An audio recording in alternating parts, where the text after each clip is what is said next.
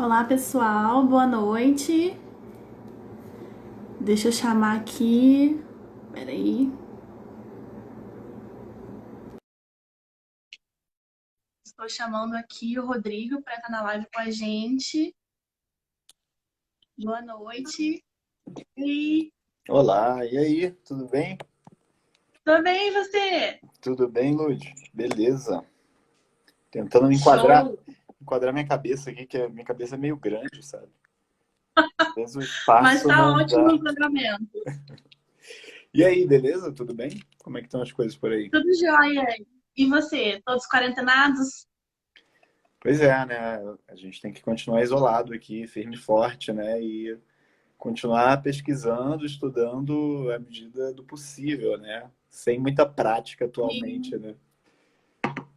com certeza. Mas essa é uma fase importante também da pesquisa, né? Uma fase mais introspectiva ali, de busca de leituras, também é bom. Essencial, né? Principalmente quando a gente fala em levantamento bibliográfico, é uma coisa que é você e o computador, né? Não tem muito o que fazer nessa hora. É um trabalho meio solitário, né? Você e o Google Scholar, né? O Google Acadêmico.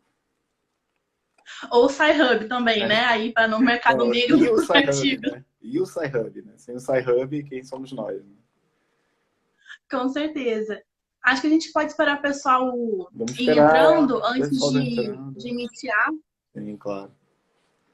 O pessoal tá entrando aí, vamos esperar. E aí, acabei de chegar do Instituto, inclusive hoje estive lá. Então você continua na rotina, né, Rodrigo? Mesmo com a situação toda, tá indo É, fazendo escalas. a gente está tendo que trabalhar, né? Claro, a segurança pública não para, né? Então, é uma das atividades essenciais, mas a gente está tomando os cuidados, né? De Uhum. principalmente contato com outras pessoas, né? As distâncias, o uso de EPIs.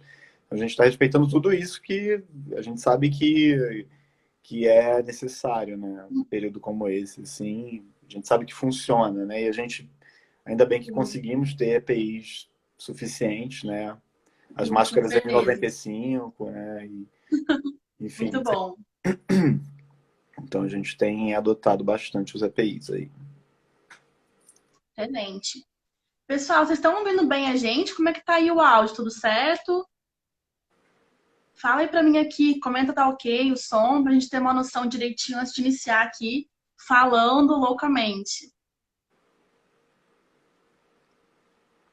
Você está me ouvindo bem E aí, assim, Lívia? eu tô te ouvindo bem. Não, estou te ouvindo bem também. Então, beleza. Assim, eu não sei como tá pra vocês, mas aqui a minha internet todos os dias ela cai, ela bate ponto pra cair. Ah, é? Então pode ser que em algum momento que eu caia aqui, mas a gente retoma. É, se cair, todo mundo volta aí, hein? Não vão abandonar a gente. Temos muitas coisas pra falar, como sempre, ó, temos script, Legal, muito tem bom. pessoal entrando aí que eu já estou reconhecendo, né? O pessoal de outros Eu estados. também. Ixi, querem que eu fale até de Adinho hoje, caramba. Será que alguém Eita. vai ter saco para ouvir falar de Adinho? Ó, eu vou Acho, anotar aqui, hein, de repente rola. hum, Vai acho que a que, gente né? vai ter que ter uma live jurídica depois, né? Para comentar dessas decisões. Excelente. Eu acho que é bem pertinente aí no contexto da segurança pública, né? Talvez polêmico, mas pertinente. É, alguém tem que resolver as coisas de vez em quando, né? Não dá pra gente ficar sempre remando infinitamente, né? Com certeza. O pessoal aqui, ó, durante a live, se tiver alguma pergunta, tanto para mim quanto para o Rodrigo, a gente vai tentando aqui anotar para se revezar e responder aí mais pro finalzinho do nosso papo hoje, beleza? E eu já vi que tinha uma conversa aqui perguntando dos cursos. Eu vou anotar aqui para depois falar isso no final. O Íris aí de Tocantins, de Palmas, grande Íris. Ah, excelente. A Jomieco lá de Olha, Pernambuco, que legal, a legal. filoscopista, ela maravilhosa. É. Só feras aí, cara. Tem muita gente aqui top, né? Tô aqui observando. Olha a perita Carol aqui do Rio, maravilhosa minha amiga, querida. Legal. Acho que eu ainda não conheço. Conhecerá. Teremos live com ela no sábado, já fazendo aqui a Pô, que divulgação. legal. É, a gente tá na época das lives aí, né? Tem um pessoal que tá meio, pô, não aguento mais live. Eu entro no Instagram, tem 10 mil lives, mas, cara, é o jeito, né? O que a gente vai fazer? É, faz parte. Olha Grande só, Tati César, lá de olha, São entrou o César Paulo. aí, diretor do Eu Dr. Félix vi Pacheco, grande fera também. só gente maravilhosa aqui. A Márcia também, acho que de Pernambuco, né? Tá aí. Pô, que legal. Sim, papiloscopista do ITB. Gente, muita gente legal aqui, hein, dos amigos. É bom que a gente está falando aqui entre amigos, né, cara? Então isso torna tudo mais tranquilo pra gente. Com certeza. Stephanie do Rio também tá aí presente, que legal. Mais Stephanie papilos. organizou o simpósio, né, no Rio de Janeiro, junto com a Ludmilla. Foi quando eu te conheci, né, inclusive, né, Lud? Foi verdade. Foi muito bom. Eu ouvi falar de você, mas assim, distante, aí vim aqui te conheci, eu falei, gente, maravilhoso. Poxa, Muito obrigado, bom. né? Não é para tanto, né? Mas foi muito legal É conhecer sim. vocês. Foi muito legal conhecer vocês. Assim, eu também já tinha ouvido falar bastante, né, de você, dos cursos, né, online, dos cursos presenciais, né, de papiloscopia. E achei, pô, incrível, assim. Dá para ver que você é muito encantada com a área, tanto quanto a gente, né, cara, que Sim. tá nos institutos, Totalmente apaixonada. passando um pouco menos de raiva, Olha, talvez. Gemima.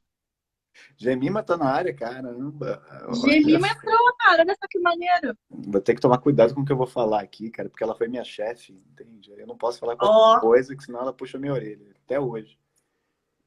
vai vendo. Temos também futuros papiloscopistas na live. Já vim comentando aqui. Futuros Pô, papilos, com certeza. fera demais, gente. Prazerzaço. Não Show. dá... Vamos começar então? O que você acha? Vamos. 7h10 agora? Pra mim, a gente já começou. Show. Então, pessoal, olha só, a gente fez aqui, o Rodrigo que idealizou aqui uma ideia de um bate-papo aqui, um bate-bola. E eu peço que você inicie, então, Rodrigo, se apresentando para o pessoal aí, e depois eu sigo a sua deixa e também me apresento. Pode ser? Beleza, eu tive essa ideia, pessoal, para a gente poder. A gente ia ter um congresso na Bahia agora, né? Mas, infelizmente, né, ele teve que ser cancelado. Espero que tenha sido adiado, né? Que a gente ainda consiga fazer esse ano. Mas é uma oportunidade da gente estar falando de ciência e estar compartilhando. Eu conheci a Lud esse ano, conheci em janeiro. E ela é uma entusiasta mesmo da pesquisa, né, na área de papiloscopia forense, e de várias aplicações, né, que realmente podem funcionar na nossa prática, nas nossas rotinas, e achei que valia a pena a gente bater esse papo aqui sobre a pesquisa, né, na papiloscopia e de uma forma Sim. aberta, que outras pessoas pudessem participar, pudessem ouvir. A gente sabe que, pô, é uma área que gera muito interesse. Mas então, meu nome é Rodrigo Menezes de Barros, tá? Eu sou perito papiloscopista da Polícia Civil do Distrito Federal desde 2009, então já fiz 11 anos, agora em abril, tá? Então já tem uma história aí, né? Tem uma estrada e eu tive a oportunidade de desenvolver, fazer, né, o mestrado pesquisando na área de papiloscopia. Eu fiz o meu mestrado em Ciências Médicas na Universidade de Brasília e fiz o doutorado também na área de papiloscopia, só que esse eu fiz em nanociência e nanobiotecnologia, tá? Então foram pesquisas diferentes, né? Mas que tinham por foco investigação das impressões latentes, que é o que eu mais gosto dentro da papiloscopia, né? Os vestígios de impressões papiloscópicas, que a gente costuma chamar de impressões latentes. Essa é a minha maior área de interesse dentro das ciências forenses e dentro da papiloscopia, tá? Então, essa, eu acho que esse é o meu currículo hoje, né? Eu também sou membro ativo da Associação Internacional de Identificação, né? Que é a chamada IAI. Já participei de alguns eventos internacionais também e acho que eu já falei demais, né? Vai agora você. Show, então, pessoal. Para quem não me conhece, eu sou a Ludmilla Allen. Então, é só Ludmilla Allen mesmo, não tem mais nomes. Eu sou biomédico de formação. Então, me formei aqui pela Federal do Rio de Janeiro. Então, iniciei a graduação em 2011, me formei em 2016. Então, não faz tanto tempo assim, né? Mas parece para mim que já fazem muitos anos. Eu fiz um intercâmbio na graduação também. Então, esse foi o meu grande gancho aí para conhecer a papiloscopia. Então, foi quando eu, de fato, tive a chance de me aprofundar um pouquinho nessa área e de me tornar, assim, essa grande apaixonada que, como vocês veem, pela papiloscopia. Bom, fiz mestrado também. Meu mestrado é pela UERJ, pela Estadual do Rio de Janeiro. Então, concluí faz um ano e pouquinho, não faz tanto tempo assim. E foi na área de papiloscopia e DNA. Então, foi numa área integrada, né? Que mais para frente eu comento um pouquinho mais sobre isso. Eu também tive algumas oportunidades aí ao longo da minha formação acadêmica. Atualmente eu sou professora numa pós logo ali em Manaus, na área de papiloscopia também. Ah, o Trece, beijo, Trece, obrigada pela presença. Estou vendo aqui o Trece, gente, maravilhoso. Grande Está aqui Trece. presente também, papiloscopista aqui do Rio de Janeiro. Inclusive, só fazendo um adendo aqui, o Trece foi a primeira pessoa que eu conheci da área. Pô, Conheci legal. Trece em 2015 e desde então mantemos esse vínculo aí em papiloscopia. Então, tenho um carinho muito grande por ele. Conheci o Trece E, antes de bom, você. Conheci o Trece acho que em 2010, eu acho. Já sou velho na área, só cara. uns 5 anos de diferença só, mas outra coisa. E também, atualmente, eu dou aula pro Exército e para a Marinha na área de papiloscopia. Então, a gente tem um curso de formação que forma peritos militares. E lá eles fazem tudo, né? Todas as áreas da ciência forense e papiloscopia eles têm comigo lá no curso de formação. Então, é basicamente isso. Esse é o Legal. meu histórico, né? Pô, muito bom. E Então, aí? seguimos aqui para uma apresentação inicial, né? Falar um pouquinho sobre a gente.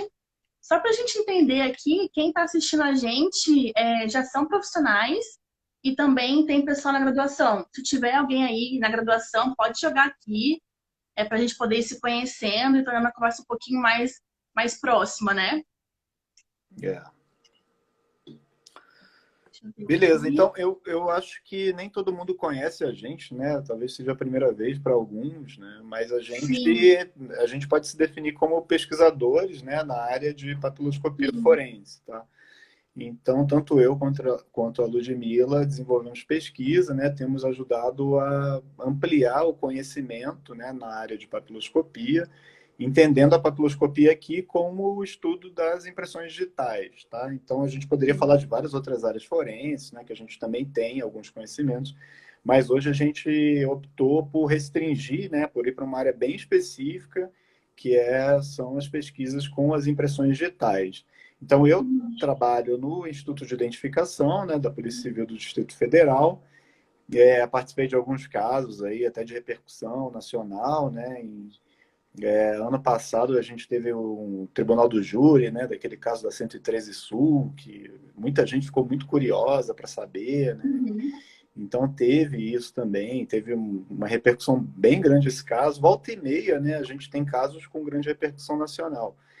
Às vezes, a maioria dos casos não chega, né, a ter uma grande repercussão, mas a gente está ali aplicando as mesmas técnicas, né, diariamente e chegando a resultados que que contribuem, né, para a gente ter uma sociedade mais justa a partir desse resultado que a gente apresenta, que é principalmente, né, a gente dizer quem esteve no local do crime, né, ou quais as pessoas ali que têm alguma relação com aquele caso, né. E a Uhum. Ludmilla já é uma pesquisadora da UERJ, né? Eu nem sei como você prefere se definir hoje, Ludmilla, porque você é uma cientista forense, né, que não está na polícia, né? Você está na universidade. Sim. E aí, eu acho que assim, É. uma primeira pergunta que eu acho que vale a pena a gente fazer é essa relação, né? Isso você considera importante essa Sim. relação da universidade com a instituição de perícia, de polícia técnica? Como que você enxerga essa ponte aí? Eu acho isso essencial, isso é um ponto muito interessante que você tocou. Muita gente fala assim para mim: "Ah, você é papiloscopista?" Assim, diversos alunos, né, até publicam coisas falando. Então, assim, eu sou de coração, né, totalmente, mas como eu sempre falo, papiloscopista é um cargo público, então não é meu enquadramento atual. Então, eu realmente me vejo como uma cientista forense aplicada na área de papiloscopia. Então, eu acho que a pesquisa, ela é a essência da perícia, seja a perícia criminal ou em papiloscopia. Então, para mim, existir essa ponte entre polícia, né, e universidade, ela é essencial para futuramente desenvolver a ciência mesmo, para a gente tenha uma ciência, uma perícia mais justa. Então, assim, eu me vejo numa posição que eu amo muito, né, muito privilegiada, de poder estar ali fazendo ciência em prol da perícia papiloscópica. Então, eu acho isso maravilhoso. Então, para mim, essa é a definição, assim. Legal, legal. E a Lud, ela também é professora, né, de cursos, né, e Isso. quem segue ela no Instagram aí, obviamente, já deve ter vários alunos seus aí te acompanhando na live de hoje, e é uma Uhum. oportunidade, né, para que as pessoas que estão na graduação, ou às vezes não estão nem na graduação ainda, né, mas acho que a maioria dos seus alunos deve ser de graduação, para eles terem um primeiro contato, né, com a área forense, para que eles possam se identificar com aquilo e se motivar, de repente, a seguir como carreira, né. Então, Sim, não necessariamente, né, esses cursos eles são voltados para alguém que queira se tornar um pesquisador da área forense, mas às vezes é alguém que quer se exato. tornar um profissional, né, da perícia. Sim, muitas vezes a pessoa procura o curso porque ou uma ela se encanta muito com o CSI, né? Que ela vê lá o pincel, revelação, local de crime, e isso encanta. E eu sempre puxo isso na aula, que isso, as séries, né, a televisão, o cinema, eles são muito Hollywood, mas também tem um lado positivo, que eles levam as pessoas a buscar um conhecimento real sobre aquela área. Então, sempre quando eu estou dando curso, já vi que tem vários alunos meus aqui que mandaram um oi. Então, estou muito contente também de tê-los aqui. Eu sempre falo para eles buscarem, de fato, o conhecimento real, porque a perícia ela é essencialmente ciência, né? Então, quando você aplica ali uma técnica no local de crime, você tem ali a ciência por trás daquilo. Então, é importante que eles tenham esse entendimento, né? E nos cursos que a gente faz, sempre tentamos abordar esse sentido, né? Apresentar ali a realidade dos fatos. Legal, Tô estão vendo aqui umas pedindo. perguntinhas. Estão perguntando aqui sobre pós-graduação em ciências forenses. Teria uma recomendação. E aí, Lud, tem recomendação? Então, quando a gente fala de pós-graduação, a gente tem dois universos, né, Rodrigo? Tem a parte do lato sensu, que é a especialização, e tem do stricto sensu, que já é o mestrado e doutorado. Então, muita gente pergunta isso para mim. A parte de especialização, eu não posso indicar porque eu nunca fiz, não tenho conhecimento aprofundado. Você tem alguma indicação? Você já fez? Deu aula? Tem algum contato nesse sentido? Tem. Eu já dei aula em dois cursos de pós-graduação em ciências forenses. Um é do IFAR, que é o Instituto aqui de Brasília, e tem Uhum. uma da Faculdade de Inspirar também, que é uma ciência, é uma pós-graduação em ciências forenses, né? Então, se vocês procurarem aí no Google, vocês provavelmente vão encontrar esses cursos, né? Foram os dois que eu conheço, né? Que eu participo do corpo docente, então costumam ser bem avaliados pelos alunos também. E aí você tem um TCC que você precisa entregar no final do Uhum. curso, né?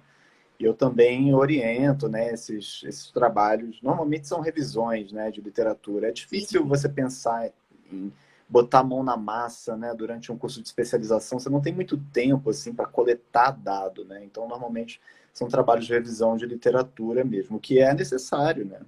Considerando principalmente Sim. que em ciência forense a maior parte da literatura está em língua inglesa. Então, só da gente pegar esses materiais e traduzir para o português e oferecer uma revisão de literatura, a gente já está fazendo uma grande coisa pelo Brasil, né? Sim, eu sinto que a questão da língua inglesa sempre acaba sendo ali um empecilho, né, para muitos alunos. Então, agora que falando de pós, acabei me lembrando aqui claramente da pós que eu sou professora, é aqui em Manaus, né? Então é tão longe de mim que eu nem sinto que está aqui próximo, né? Mas não sei se tem alguém aqui de Manaus ou alguém próximo, mas eu faço essas aulas, né, dou aula lá no Instituto UESP, né? Então, eles têm uma pós bem robusta na área de forense. Então, para quem quiser procurar aí, Instituto ESP, tem aí na internet. E eu sinto muito isso, voltando à questão do inglês, né? A gente pede assim, tem artigo traduzido, tem alguma coisa em português, e a gente não tem tanta literatura aprofundada, né, eu sinto assim, em papiloscopia na língua portuguesa. Então, sempre quem tenta entrar nessa área, tentar se voltar um pouquinho para o inglês, que a gente tem muito conteúdo bom na língua inglesa. É. Eu vi aqui umas perguntinhas, é, indicação de pós, peraí que eu perdi aqui na live, peraí. Em Londrina, você conhece algum, Rodrigo? Pós em Londrina? Eu não conheço. Não conheço, realmente, em Londrina. E o Tress perguntou se é só presencial. Essa que eu conheço é só presencial mesmo. Aqui no Rio a gente tem outra, acabei esquecendo, que chama Bioforense. A Bioforense acho que é bem conhecida aqui no Rio e também é só presencial. Tem um curso de pós que é análise e investigação pericial, eu acho. É um geral, assim, na área forense, então, mas também é somente presencial. Esses cursos de pós-graduação, né, normalmente eles vão envolver etapas práticas, né? Eu acho que ciências forenses, em geral, elas exigem uma parte prática importante, né, ali para detecção de vestígios, né, para você registrar, coletar esses vestígios. Então acaba que isso é uma etapa importante, né? Eu ainda não conheço cursos que não sejam presenciais, tá? É algo que talvez a gente possa pensar. Acho que num momento como esse, né, que a gente está enfrentando agora de isolamento, eu acho que Uhum. fica muito em voga, né? Tudo que é online, tudo que é virtual. E talvez a gente possa pensar em formas, né, de que essas em transportar, né, esses métodos, né, esses protocolos que são muito práticos, mas para um ambiente virtual, de alguma maneira a gente conseguir fazer dessa forma. Claro que a prática, né, ela vai exigir ali mesmo, né, a atividade, né, para você exercer, né, essa profissão, você em algum momento vai ter que trabalhar a prática disso, mas talvez para a fundamentação teórica seja possível a gente contornar de outras maneiras, né, com outras ferramentas que a gente tem, Sim. ferramentas virtuais hoje, né? Até sinto que a tendência seja essa, a gente ter ali um conteúdo teórico e a prática na parte presencial, que é o que o pessoal realmente gosta bastante, eu acho que também é essencial ali pro ensino, né? Eu vi aqui alguém perguntando para falar um pouquinho da mestrado e doutorado na área. Você quer Essa, comentar, Rodrigo, sobre isso?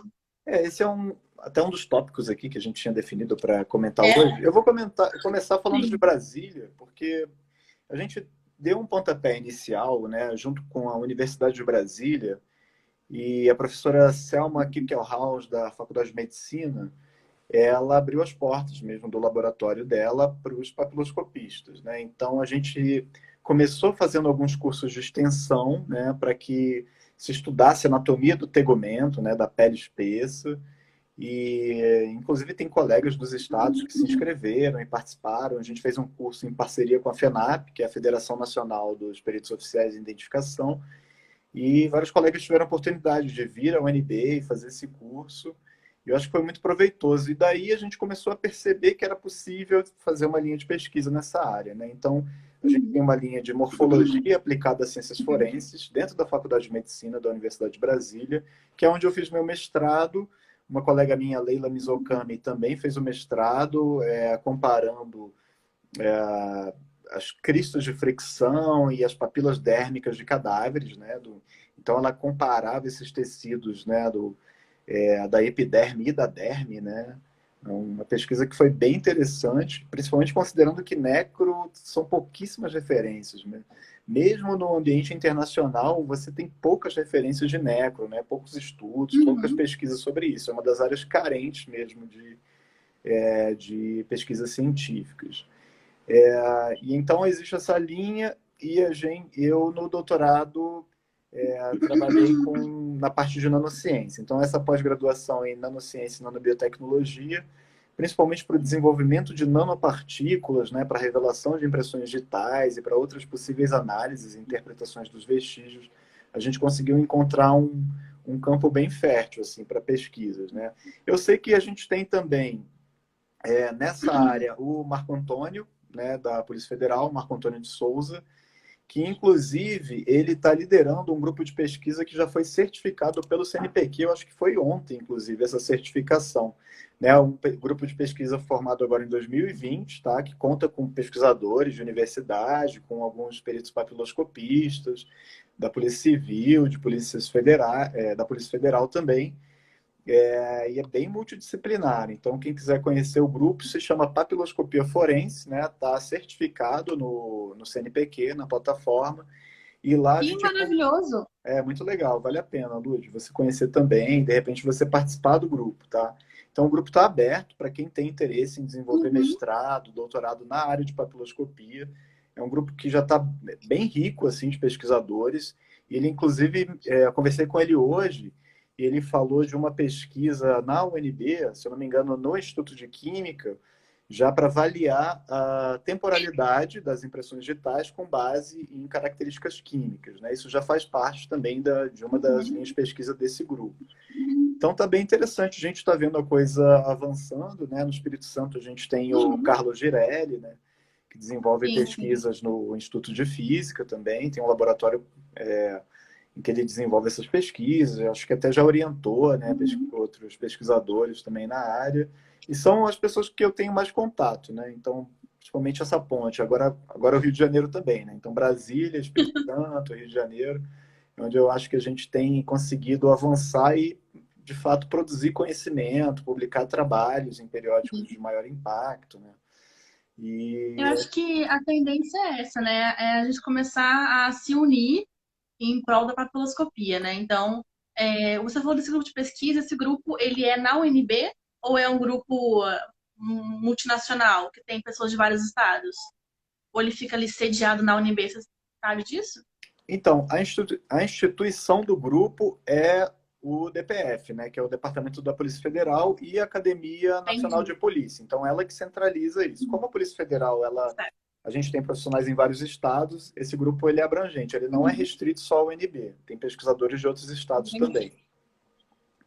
O Legal. próprio Girelli faz Bom, parte, eu faço parte desse grupo também, o próprio Marco uhum. Antônio. Bom, então é mais uma oportunidade, né? Que as pessoas podem ter aí de um aprofundamento na área forense. Agora, com relação à nossa experiência aqui no Rio, é uma coisa bem assim, interessante que eu estou tendo, né, essa honra de estar participando disso. Muitas vezes eu falo assim, gente, você não vai encontrar um mestrado, doutorado que tem o nome forense, né? Você vai jogar no Google pesquisar, mestrado em forense. Às vezes você não acha um programa de pós que tenha isso, né? E aqui no Rio, dentro da UERJ, a gente tem um programa de mestrado profissional. É um pouquinho diferente do acadêmico e é o mestrado em medicina e saúde laboratorial e tecnologia forense. Então, a gente conseguiu enquadrar ali a forense. Esse mestrado, ele está ali vinculado ao UERJ e quem está à frente dele é a professora Deise Silva e o professor Eliseu Fagundes, aqui da UERJ. E recentemente a gente conseguiu dar início aqui à celebração de um convênio, né, entre a UERJ e a CEPOL, a Secretaria de Polícia aqui do Rio de Janeiro. Então a gente iniciou esses trabalhos com o objetivo de fato, abrir uma oportunidade, um espaço para pesquisa em patoloscopia, de modo bastante direcionado. Então, a gente está agora em processo de finalização nesse convênio e vai ser uma conquista, uma vitória para todos, né? Então, a gente inicia abrindo vagas para papiloscopistas, mas também futuramente vai abrir vagas também para alunos, né, que queiram ingressar aqui na Saúde da Polícia.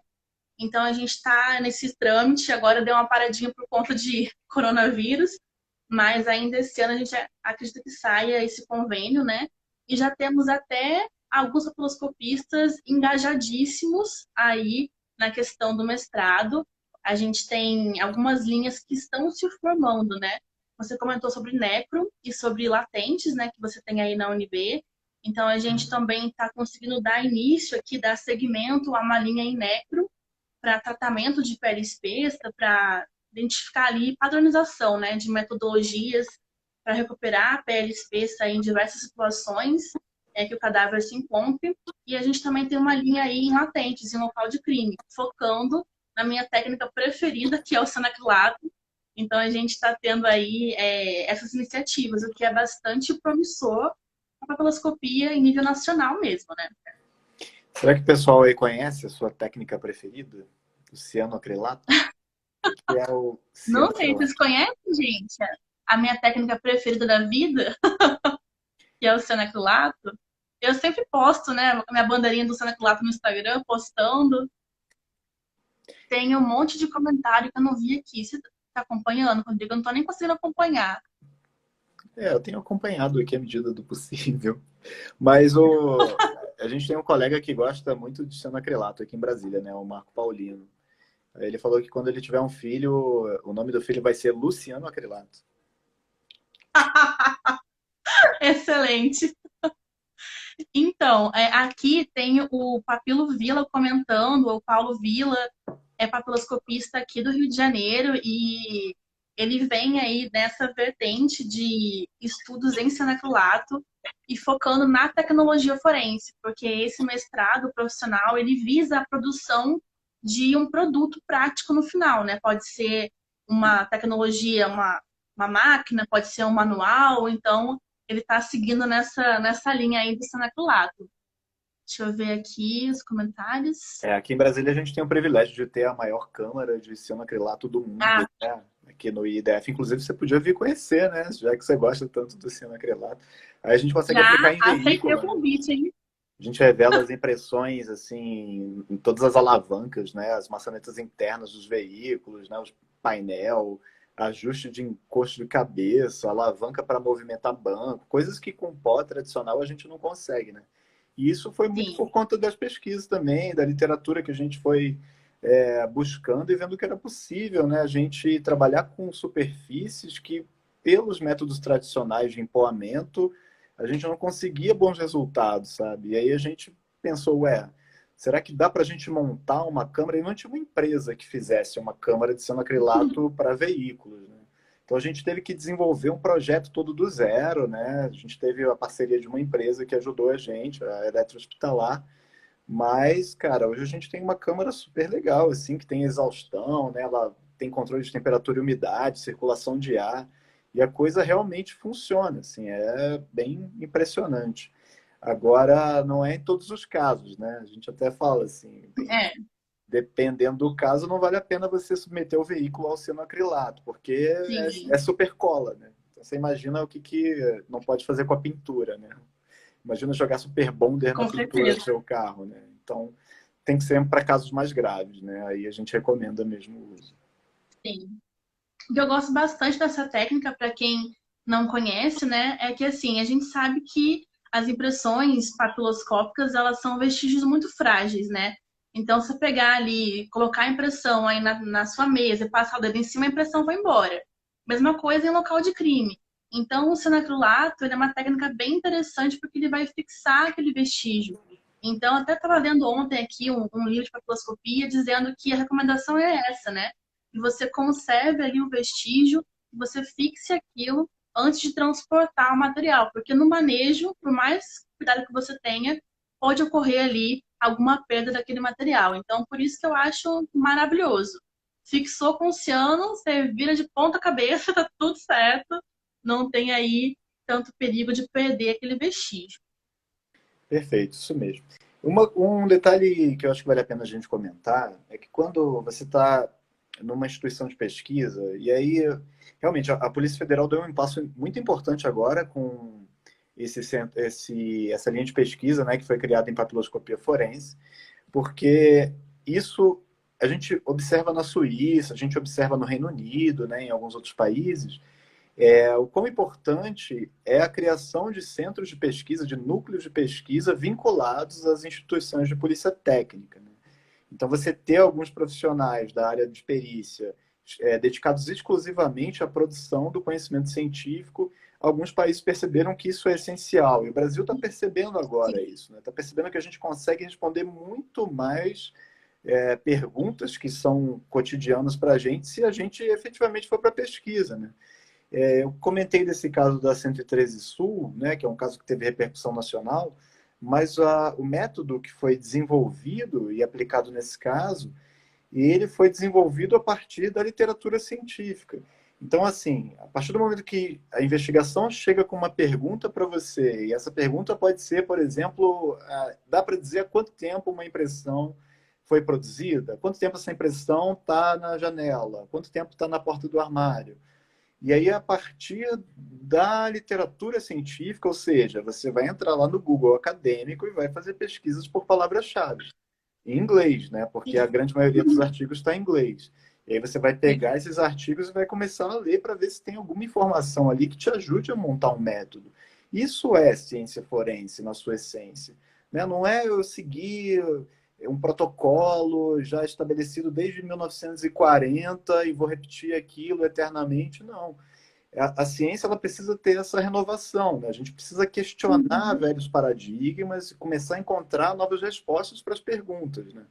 E quando a gente percebe que a gente tem pesquisadores no mundo inteiro que estão se debruçando sobre esse mesmo tema e estão chegando a conclusões, e a gente pode usar essas conclusões deles para analisar os nossos casos aqui no Brasil, aí você percebe que realmente é um horizonte muito grande, né, muito amplo, né, que você passa a ter acesso. Sim. E eu acho que isso é o que é fascinante também, né, dentro da ciência forense, né? Se você parar para analisar e conhecer os outros pesquisadores, conhecer as pesquisas, saber até onde dá para ir, até onde é possível afirmar alguma coisa que possa vir a contribuir numa investigação, né? Acho que o nosso coração vibra mais assim quando a gente consegue dar um resultado e aquilo realmente é importante, ajuda a entender o caso, ajuda a esclarecer a verdade tá naquela incógnita, né? Que quando chega para a gente é uma incógnita, é uma pergunta, né? E aí a gente ajuda a entender aquilo. Eu acho que é o momento que a gente se sente mais feliz, né? Com o resultado do que a gente entrega, assim. Sim, eu acho essencial essa questão de você ter ali aquele espaço, né, aquele banco de dados mundial para você pesquisar. Eu estou com um problema aqui especificamente nesse caso. Você não parte do zero, né? A gente parte de uma observação de um outro colega e tenta entender como que isso se aplica, ao nosso caso. Então, a gente já acaba indo lá para entender a metodologia científica, né? Tudo é uma questão de observação e experimentação. E acho que a perícia, ela precisa disso, né? Então é essencial realmente. Eu não vejo como a gente falar de perícia sem falar de pesquisa, né? Então, para mim, são duas coisas muito ligadas. Sim. Mandar um alô para a Márcia aqui, que está comentando aqui sobre o caso, né, do 113. Obrigado, Márcia. Prazer demais. A Márcia é uma das autoras do livro, né, que a gente publicou, de Peritos em Papiloscopia e Identificação Humana, né? A gente teve o segundo volume, que é por iniciativa da FENAP, né, Federação Nacional dos Papiloscopistas. E a FENAP, ela sempre, por mais que seja uma entidade de classe, né, representativa de classe, ela sempre se empenha, né, em acompanhar as pesquisas científicas que são desenvolvidas, e ela organiza o Congresso Brasileiro de Identificação, né, além de simpósios e seminários que acontecem nos estados também. Então, ano que vem a gente vai ter o Congresso Brasileiro de Identificação. É um evento para quem é da área forense, pode ser estudante, pode ser realmente trabalhar em algum instituto, em alguma unidade policial ou não. É uma oportunidade de encaminhar trabalhos científicos, né? Então, no último, a gente teve até premiação. O pessoal tiveram alguns alunos de graduação de Química, né, que desenvolveram os reagentes para impressões digitais. Não sei nem se eu posso dar muitos detalhes aqui sobre o que eles usaram, mas era bem interessante, era fluorescente. Uma coisa que a gente tem assim no armário e a gente não sabe, né? E eles usaram aquilo para revelar as impressões. E aí a gente tem aquele estalo, né, cara? E se eu começar a usar isso na polícia, no meu dia a dia, um material que não é tóxico, um material que, sabe, é ecoamigável, né? Então vale a pena. E aí a gente vê isso. Eles foram premiados e tal, ganharam lá até um prêmio financeiro, ficaram super felizes. Foi muito legal. Então é uma oportunidade, E né? O assim, Congresso Brasileiro de Identificação, provavelmente, a gente está trabalhando para ser aí no Rio de Janeiro no ano que vem. Então tomara que a gente consiga. ó, estamos ansiosos por aqui. Vocês vão E, ô trabalhar um Rodrigo, pegando bocado. o seu... Nossa, meu Deus, vai dar tudo certo. Pegando o seu gancho aí falando de livro, eu vi que rolou uma pergunta de quais livros a gente recomenda. Você tem aí recomendações? Eu acho que as nossas são as mesmas recomendações, né? A minha principal recomendação desculpa quem não domina muito inglês, assim, mas a minha principal recomendação é o The Fingerprint Source Book. Você pode digitar aí no Google The Fingerprint Source Book, né? Source Book. Esse livro foi Uhum. publicado em 2010, ele é do Ministério da Justiça dos Estados Unidos, e ele realmente é um trabalho feito por grandes pesquisadores da área de papiloscopia. Eu conheço alguns desses pesquisadores, né? O Robert Ramotowski, que estuda a parte química das impressões, e a Alice Maceo, que tem um capítulo sobre a custódia, né, da cadeia de custódia em papiloscopia nesse livro. E é um livro muito amplo, né? Desde o histórico, bem completo, assim, sobre até a Sim. anatomia da pele, aspectos químicos das impressões, reveladores. Ele é um livro realmente muito vasto, assim. Para quem não tem muito domínio do inglês, eu sugeriria usar o Google Tradutor e começar a se familiarizar com alguns termos técnicos, porque a Lud vai recomendar alguns livros brasileiros, né? Mas para mim o Fingerprint Sourcebook é a grande bíblia hoje que a gente tem da papiloscopia, tá? The Fingerprint Sourcebook, é isso aí mesmo que o perito papiloscopista Esse escreveu. livro, Grande perito papiloscopista. Cara, que satisfação, hein? e assim, esse livro é realmente maravilhoso. Assim, eu recomendo também fortemente, como o Rodrigo. Inclusive, eu fui num congresso nos Estados Unidos em 2017. Era um congresso de DNA, não era de papiloscopia. E eu estava fazendo aquela feira de congresso e eu vi esse livro em cima de uma mesa, assim. Aí eu perguntei, quanto que é? Aí a pessoa, não, pode levar, é de graça. Eu quase chorei, né, na frente da pessoa. Então, assim, é um livro bem espesso, bem grosso, assim, com muito conteúdo. Então, é o meu livro base, assim, sem dúvidas, é o livro que eu uso para estudar. Esse Mas livro, temos também esse livro é outros gratuito, né? livros Você, nacionais. você digita no Google e você É. encontra esse livro. Então, cara, vale muito a pena. E ele é de 2010, já tem 10 anos, mas ele não está defasado. Como é uma área que a gente não tem um volume grande de pesquisadores na área de papiloscopia forense, é uma área muito específica. Então, 10 anos não é um tempo muito grande em que você vai defasar técnicas. Isso não vai acontecer assim na papiloscopia, né? Mas é excelente, excepcional. Vários dos autores desse livro, dos capítulos do livro, né? Cada capítulo é escrito por um autor diferente, mas vários deles são ativos, eles estão publicando artigos Uhum. científicos, né? Mas vai, desculpa te cortar, Lud, vai. Aqui pediram para repetir o nome do livro, The Fingerprint Source Book. Se subir aqui o chat, Deixa eu ver se tem eu o consigo nome dele escrever. escrito, né? Alguém escreveu aí, mas eu vou escrever de novo aqui, que vocês vão ver. Mas Isso. fala dos Mas outros livros além também. desse livro, a gente tem dois livros que são em português, né? Eu não tenho eles aqui agora, eles estão na minha estante aqui no cantinho, mas são livros da editora Millennium. Então, não sei se vocês conhecem, a editora Millennium, ela tem uma linha só de livros forenses, tem aí de várias temáticas, e tem dois especificamente em papiloscopia. Acho que um é revelação de impressões digitais, e o outro fala de micropapiloscopia, acho que é hematologia, a micropapiloscopia, acho que é esse o nome do livro. É um livro verde e um livro azul, assim, bem distintos. A editora Millennium tem Millennium com M no final. Se jogar aqui no Google também aparece o site deles.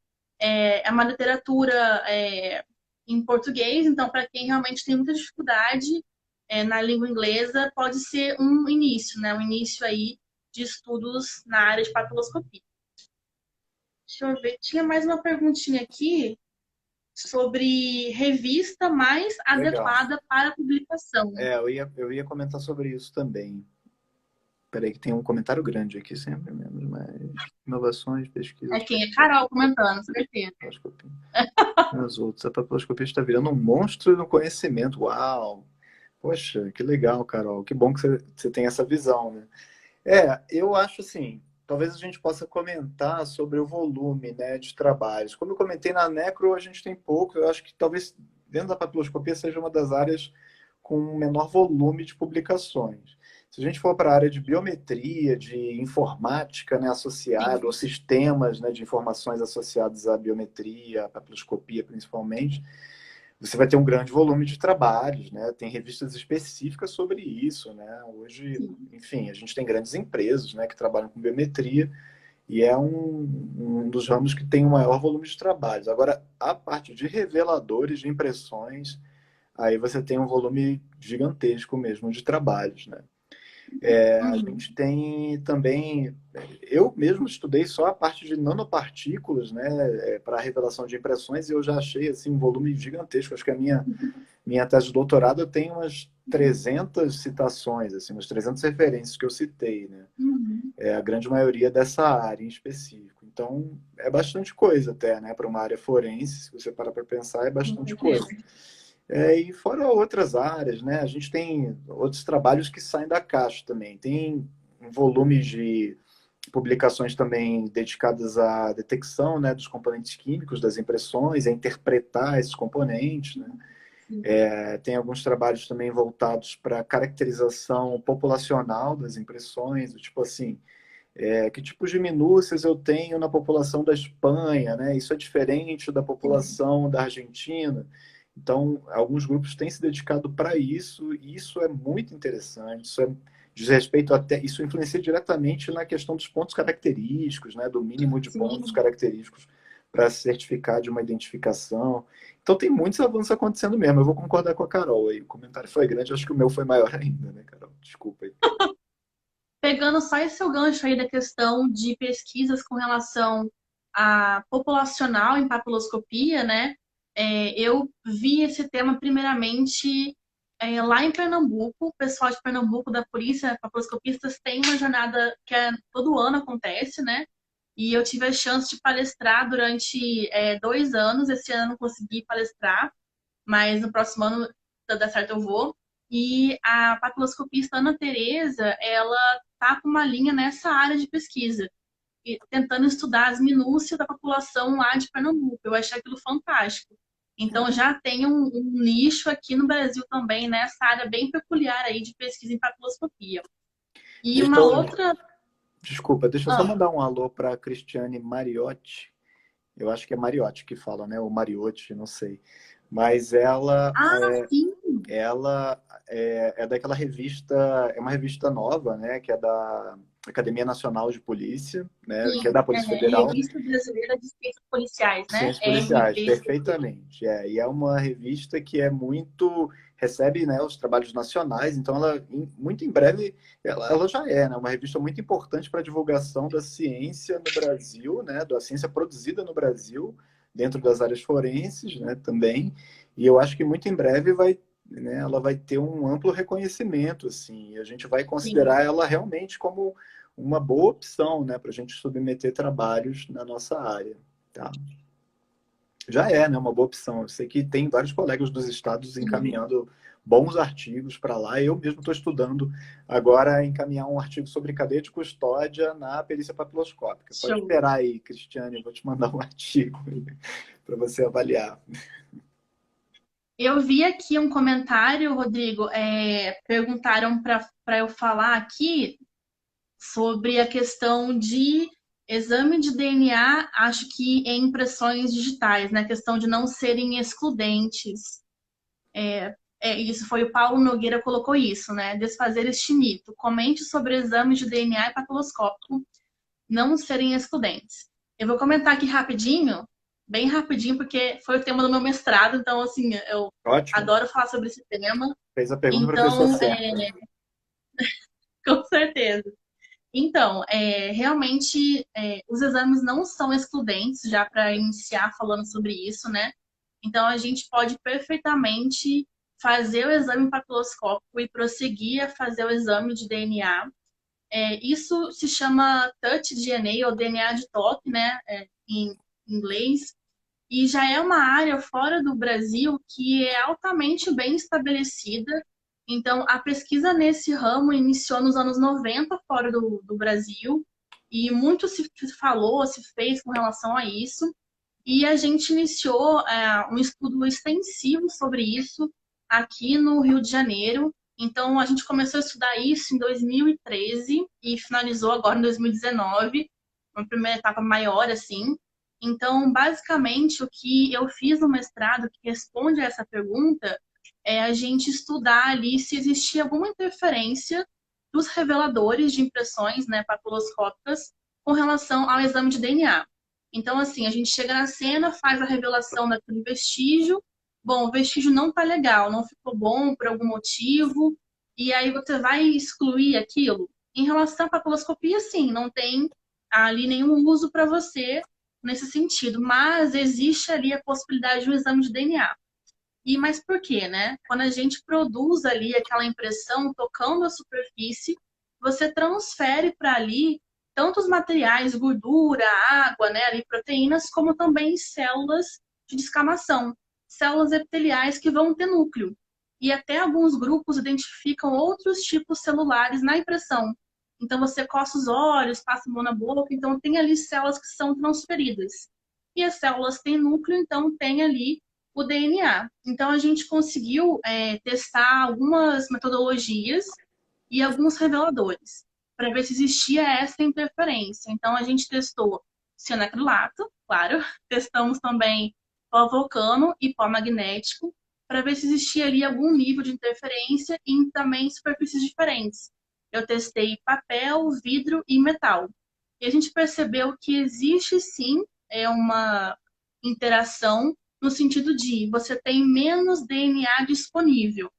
Na quantificação, a gente vê quanto tem de DNA naquela impressão. Você percebe que sem o revelador tem mais, com o revelador tem um pouco menos, mas isso não impede que você gere um perfil genético daquela impressão. Então, a gente conseguiu estabelecer muito bem isso e até num grau assim de ordem. Então, o cianacrilato é o que menos interfere. Então, a gente tem aí mais um ponto positivo com relação ao ciano, né? E a gente já consegue aplicar isso a casos no dia a dia. Então, tudo que eu pesquiso é voltado ali ao âmbito militar, né, onde eu estou ali enquadrada. Existe um convênio entre a UERJ e o IBEX, Interexército, né, resumidamente. E a gente conseguiu, nos casos, né, do âmbito militar, testar isso. Então, a gente conseguiu fazer isso Legal. tanto no âmbito de pesquisa quanto no âmbito da prática. Então, desmistificando, é possível sim você fazer as duas coisas e não são exames excludentes. A gente precisa aí de uma colaboração, né?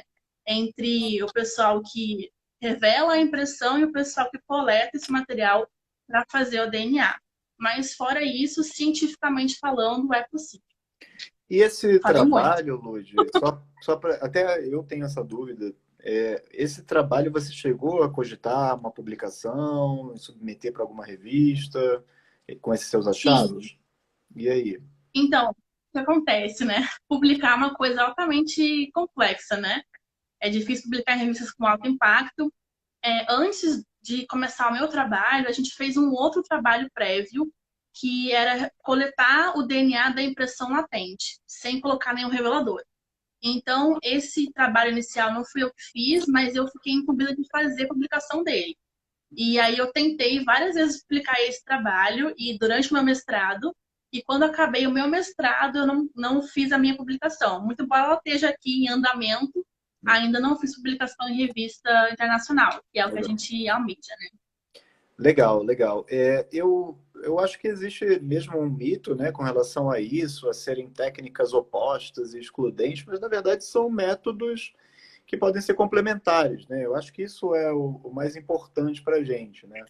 E aí muita gente Sim. questionou sobre cadeia de custódia, se isso prejudicaria a cadeia de custódia. Bom, eu acho que a cadeia de custódia ela é basicamente uma documentação, né? Você documentar tudo o que foi feito para você permitir uma rastreabilidade.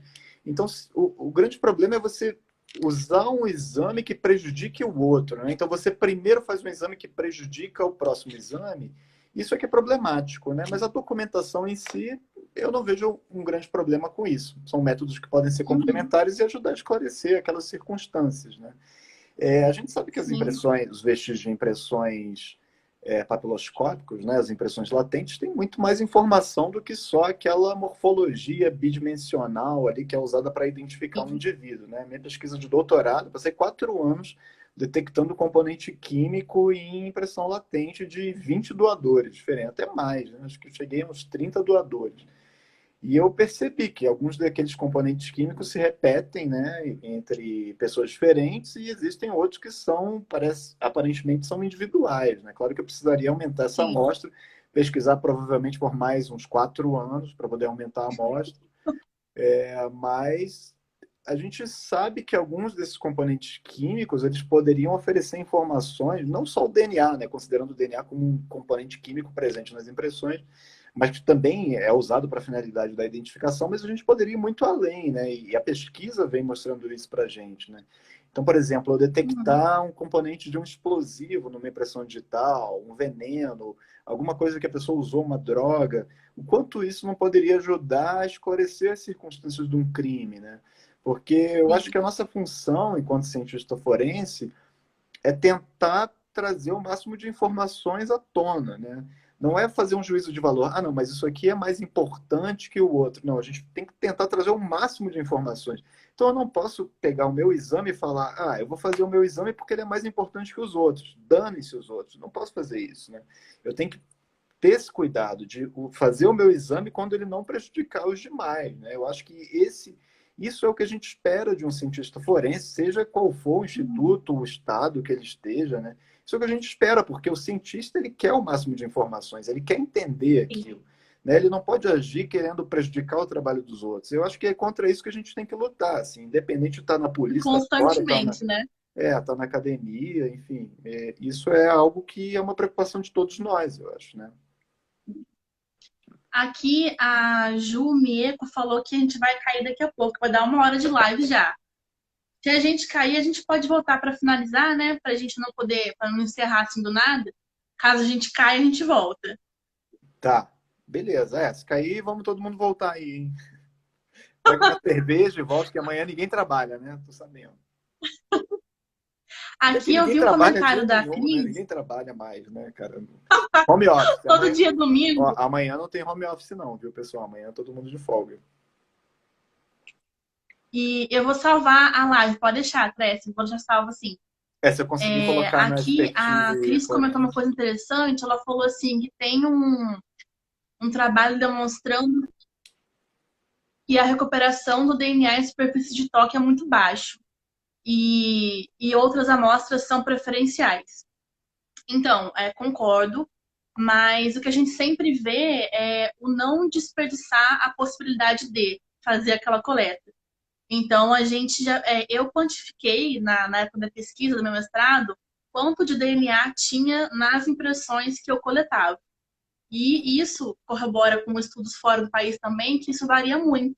Então, eu tinha pessoas que tinham nanogramas de DNA, que é uma coisa muito grande.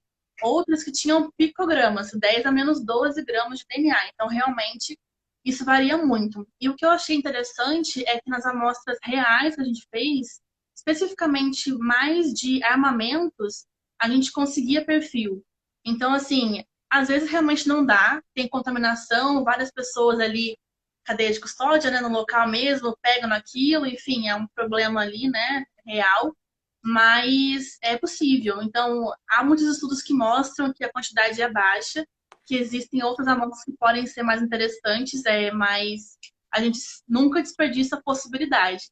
E até teve um caso rapidinho que eu vou contar, se a gente cair, eu conto depois, mas uma vez, até a perita Carolina, que está aqui, ela trabalha na DH, Delegacia de Homicídios, e eu fui tomar um café lá com ela durante o plantão dela, no intervalo que ela teve, e ela falou assim, Lude, cantou aqui um local, eu vou lá fazer o local, depois eu volto. Eu falei, beleza. E eu fiquei esperando ela voltar, e ela me volta com um levantador articulado. Quem não conhece aqui é para coletar, né, as impressões, e é uma fita, assim, um quadradinho de fita, e você fecha a impressão ali dentro. E aí ela falou: olha, coletamos, não ficou legal, papiloscopia não vai rolar, e faz DNA, vê se rola. Aí eu falei: vou fazer por fazer, porque certeza que não vai sair nada, né? Eu ali, incrédula. E aí a gente conseguiu processar aquilo e sair um perfil completo. Então, assim, aquilo provou para mim que há possibilidade real. Então, assim, sempre a gente tenta, sempre há possibilidade. Nunca esqueça disso, Carol. E a gente vai cair em 10 segundos. Tem aqui um negócio contando pra mim na tela. Ah, é? Tá, assim, vamos cair Contagem agora.